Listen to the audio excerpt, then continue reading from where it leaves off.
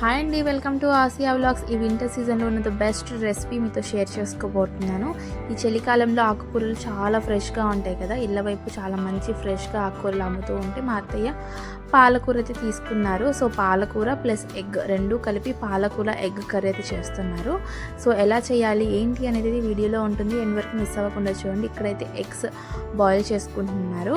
So ముందుగా మనం eggs అయితే బాయిల్ చేసుకోవాలి.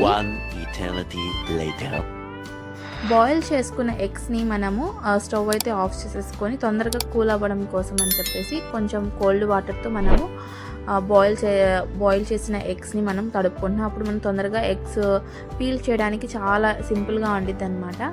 సో ఇక్కడైతే నేను బాయిల్స్ ఎగ్స్ని పీల్ చేస్తున్నాను. సో మీరు ఎప్పుడైనా తిన్నారా పాలకూర? ఈ చలికాలంలో ఆకుకూరలు చాలా ఫ్రెష్గా వస్తున్నాయి. మా అత్తయ్య అయితే ఇళ్ళ వైపు వస్తున్నాయి. మా అత్తయ్య ఏంటంటే మనీ పోయినా కూడా క్వాలిటీ బాగుంటే ఎంతైనా పెట్టి తీసుకుంటారు. సో అది మనకి నచ్చాలన్నమాట. సో మా అత్తయ్య ఆకుకూరలు చాలా బాగా కనిపించినాయి అని చెప్పేసి తీసుకొని ఇప్పుడు ఎగ్ కర్రీ అయితే చేస్తున్నారు. ఇక్కడ నేను ఎగ్స్ బాయిల్ చేసుకున్న తర్వాత నేను కట్స్ అయితే పెడుతున్నాను. సైడ్లో 3 కట్స్. ఇక్కడ పాలకూర కట్ చేసుకొని పెట్టుకున్నారు. దాంతోపాటు ఉల్లిపాయలు, పచ్చిమిరపకాయలు, అలానే టమాటోలు అయితే ప్రిపేర్ చేసుకోవాలి. చాలా సింపుల్గా అయిపోతుంది అనమాట. చాలా అంటే చాలా సింపుల్. సో నేనైతే కటింగ్ సెక్షన్ అనమాట ఈరోజు నేను కటింగ్ చేస్తున్నాను. సో ఇక్కడ నేను ఆనియన్స్ అయితే కట్ చేస్తున్నానండి. ఇంకోటి ఏంటంటే ఈ నైఫ్ చూసారా, ఇది మేము ఆన్లైన్లోనే కొన్నాం. ఎవరికైనా కావాలంటే మీరు కామెంట్లో లింక్ అని పెట్టండి, లింక్ అయితే పోస్ట్ చేసాము. చాలా షార్ప్నెస్గా ఉంది.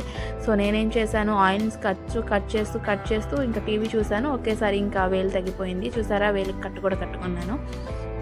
చాలా బ్లడ్ పోయింది. ఇంకా అలానే ఇంకా బ్లడ్ వస్తుందని చెప్పేసి క్లాత్ చుట్టేసుకొని ఇంకా నేనైతే ఆనియన్స్ కట్ చేస్తున్నాను. తర్వాత ఇక్కడ టమాటోస్ కూడా నీట్గా వాష్ చేసుకుని సన్నగా అయితే కట్ చేసుకోవాలండి. ఆనియన్స్ కూడా చాలా సన్నగా కట్ చేసుకోవాలి, ఫైన్ చాప్ చేసుకోవాలి. చాలా షార్ప్గా ఉంది నైఫ్. అది కాక ఇంట్లో నైఫ్ షార్ప్నర్ ఉంది కదా, దాంతో ఇంకా షార్ప్ చేసాము. ఇంకా దానివల్ల ఇంకా షార్ప్ ఎక్కువైపోయి ఇంకా వేలు కట్ అయిపోయింది. సో ఇక్కడైతే నేను టమాటోస్, ఆనియన్స్ సన్నగా అయితే కట్ చేసుకున్నాను. సో చాలా అంటే చాలా సన్నగా కట్ చేసుకోవాలి. ఇక్కడ పచ్చిమిరపకాయలు 2 తీసుకొని ఒక 2 ఆఫ్ చేసేసి నేను మధ్యలో అయితే జస్ట్ కొంచెం ఘాట్ అయితే పెడుతున్నానండి. జస్ట్ ఇలా కట్ చేసుకుంటే సరిపోయింది. సో దీనికి కావాల్సినవన్నీ మనం కట్ చేసుకుని పెట్టుకున్నాం కదా. ఇప్పుడు పాలకూర ఎగ్ కర్రీ ఎలా చేయాలో చూద్దాము. Let's cook. ముందుగా అయితే స్టవ్ అయితే ఆన్ చేసుకుందాము. స్టవ్ ఆన్ చేసేసుకొని బాండీ అయితే పెట్టుకోవాలి. కర్రీకి సరిపడా బాండీ అయితే పెట్టుకోవాలి. ఇక్కడ ఆయిల్ అయితే వేసుకుంటున్నాము. ఇక్కడ సన్ఫ్లవర్ ఆయిల్ అయితే వేసుకుంటున్నామండి. సో మనకి కర్రీ తగ్గట్టు ఆయిల్ అయితే వేసుకోవాలి. సో ఆయిల్ ఏంటంటే ఇది మీడియం ఫ్లేమ్లో అయితే మనం కుక్ చేసుకోవాలండి.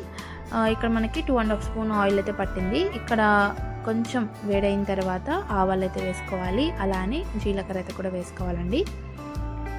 కొన్ని ఎండుమిరపకాయలు అంటే ఒక 3 ఎండుమిరపకాయలు కట్ చేసుకుని అయితే వేసుకోవాలి. అలానే కరివేపాకుని కూడా వేసుకోవాలి. ముందుగా మనం సన్నగా కట్ చేసుకొని పెట్టుకున్న ఆనియన్స్ కూడా వేసుకోవాలండి. ఇక్కడ మనకి 6 ఆనియన్స్ అయితే పట్టాయి. తర్వాత మనం పచ్చిమిరపకాయలు కట్ చేసుకున్నాం కదా, అది కూడా వేసుకొని ఆనియన్స్ మంచిగా ఫ్రై చేసుకోవాలి. ఇది మీడియం ఫ్లేమ్లో అయితే కుక్ చేసుకోవాలండి. ఆనియన్స్ తొందరగా కుక్ అవ్వాలంటే మనం సాల్ట్ వేసుకుని తొందరగా కుక్ అవుతుంది అనమాట. సో ఎప్పుడైనా ఈ టిప్ తొందరగా ఆనియన్స్ కుక్ అవ్వాలంటే మీరు సాల్ట్ అయితే వేసుకోండి. సాల్ట్ వేయడం వల్ల ఏంటంటే మనకి ఆనియన్స్ తొందరగా కుక్ అవుతుంది. ముందుగానే ఎక్కువ కూడా వేయకూడదు, కొంచెం మనం తర్వాత టేస్ట్ చూసుకొని అప్పుడు వేసుకోవాలి. సో ఎప్పుడైనా నేను అదే చెప్తాను, ముందే ఒకసారి వేయకూడదు. ఎందుకంటే తర్వాత మనకి సాల్ట్నెస్ ఉంటే అది మనం సెట్ చేయలేము. సో కొంచెం సాల్ట్ అయితే వేసుకున్న తర్వాత మనం కుక్ చేసుకోవాలి. 5 minutes later.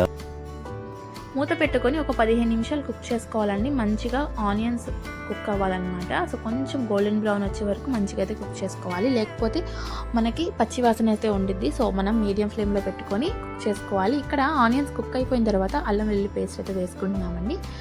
ఇక్కడ మనకి 1 స్పూన్ అల్లం వెల్లుల్లి పేస్ట్ అయితే వేసుకొని ఇది కూడా మంచిగా పచ్చి వాసన పోయే వరకు ఆయిల్లో ఫ్రై చేసుకోవాలి.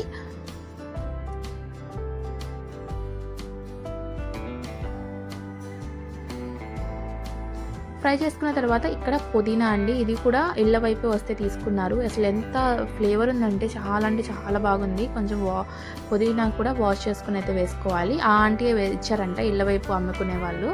సో పుదీనా కూడా తీసుకున్నారు, చాలా ఫ్రెష్గా ఉందని చెప్పేసి. ఫ్లేవర్ అయితే సూపర్గా ఉంది.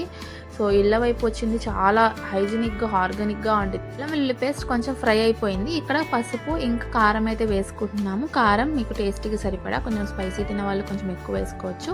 సో మాకు కొంచెం స్పైసీనెస్ అంటే రైస్లో కలుపుకోవడానికి బాగుండాలి కదా, సో అందుకోసం చెప్పేసి కారం అలానే ధనియాల పౌడర్ అయితే వేసుకుంటున్నాము. ఇక్కడ 1 స్పూన్ ధనియాల పౌడర్, 1/2 స్పూన్ వచ్చేసి గరం మసాలా వేస్తున్నాము. వేసుకొని మంచిగా అయితే మసాలాస్ అన్నీ ఆయిల్లో మంచిగా ఫ్రై అవ్వాలి. సో ఎప్పుడైనా మసాలాస్ మంచిగా ఫ్రై అయితేనే టేస్ట్ బాగుండిద్ది. ఇక్కడ కట్ చేసుకొని పెట్టుకున్న టమాటోస్ కూడా వేసుకుంటున్నాము. వేసుకొని మంచిగా కుక్ చేసుకోవాలండి, చాలా మెత్తగా కుక్ అయిపోవాలన్నమాట. చాలా అంటే చాలా బాగుండిద్ది ఈ కర్రీ. నేను ఇది ఫస్ట్ టైం తిన్నాను, సో నాకైతే సూపర్గా నచ్చింది. టేస్ట్ సూపర్గా అంటే సూపర్గా ఉంది. ఈ చలికాలంలో ఇది బెస్ట్ రెసిపీ. ఈ కర్రీకి మనకి కాంబినేషన్ చపాతీ అయితే ఇంకా బాగుండింది. మూత పెట్టుకుని ఒక 5 నిమిషాలు కుక్ చేసుకోవాలి. ఒక 5 మినిట్స్ మనం మూత పెట్టుకొని కుక్ చేస్తే మనకి టమాటోస్ కానివ్వండి, ఆనియన్స్ కానివ్వండి, పచ్చిమిరపకాయలు కానివ్వండి, మసాలాస్ కానివ్వండి అంతా మంచిగా కుక్ అయిపోయింది అనమాట. సో మధ్య మధ్యలో మనం కలుపుతూ ఉండాలి, లేకపోతే అడుగంటిపోయి మాడిపోతూ ఉంటుంది.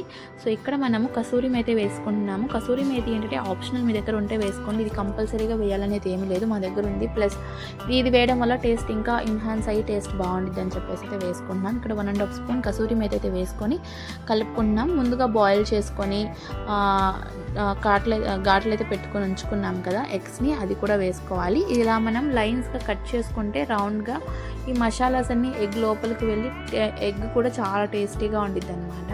సో ఒకసారి కలుపుకోవాలి, ఎక్కువ కూడా కలుపుకూడదు, ఎందుకంటే మనం అది ఇరిగిపోయింది ఎగ్స్. సో అందుకోసం అని చెప్పేసి ఒకసారి కలుపుకొని ఒక 10 నిమిషాలు సిమ్లో పెట్టుకుని కుక్ చేసుకోవాలి.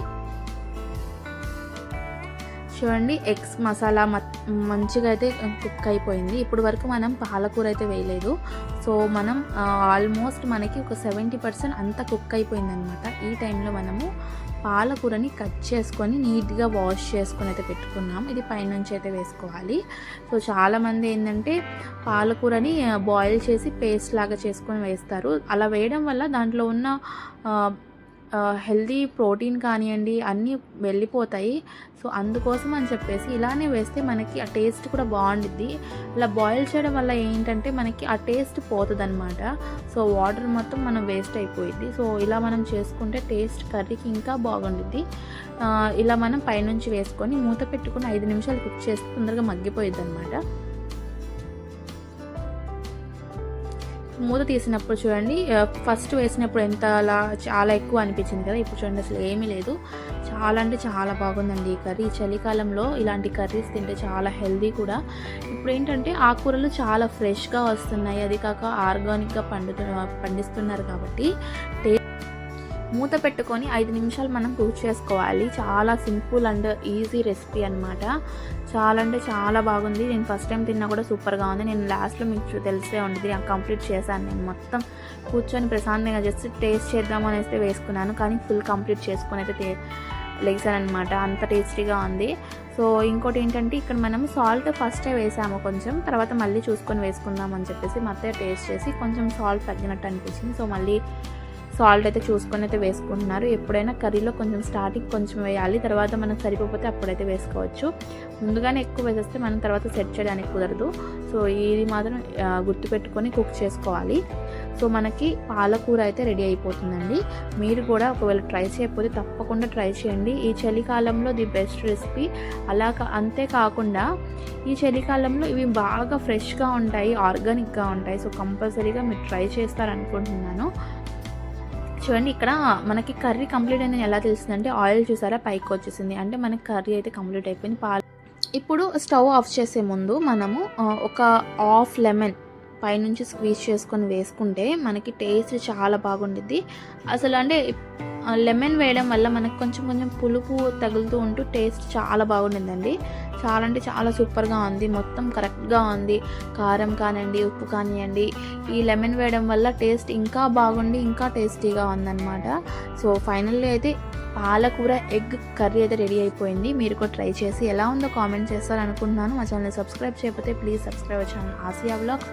అలానే మనం స్టవ్ ఆఫ్ చేసే ముందు ఎప్పుడైనా లాస్ట్ టచ్ వేస్తేనే బాగుండేది కదా. సో కొత్తిమీర పైనుంచి అయితే వేసుకోవాలి. ఇప్పుడు నేనైతే టేస్ట్ చేసుకోబోతున్నాను. రైస్ అయితే వేసుకున్నాను. తర్వాత నేను ఎగ్ కర్రీ అయితే వేసుకుంటున్నాను. ఇంకోటి ఏంటంటే ఈ కొత్తిమీర కూడా వాళ్ళే తెచ్చారంట. సో వాళ్ళే అమ్మారు. సో ఈ ఫ్లేవర్ కూడా చాలా బాగుంది. పైనుంచి వేశారు కదా, సో ఈ టేస్ట్ కూడా చాలా బాగా తెలుస్తుంది. చాలా ఫ్లేవర్ఫుల్గా ఉంది. పాలకూర ఎగ్ కర్రీ టేస్ట్ విషయానికి వస్తే టేస్ట్ అయితే చాలా అంటే చాలా బాగుందండి. ప్రామిస్ చెప్తున్నాను, చాలా సూపర్గా ఉంది. సో ఏదైనా మా అత్తయ్య బాగా చేస్తారు, కానీ ఇది మాత్రం వన్ ఆఫ్ ది బెస్ట్ అనమాట. సో చాలా టేస్టీగా ఉంది. మీరు కూడా మీ ఇంట్లో ట్రై చేసి ఎలా ఉందో కామెంట్ చేస్తారనుకుంటున్నాను. Thanks for watching Asia vlogs. Thank you. Bye.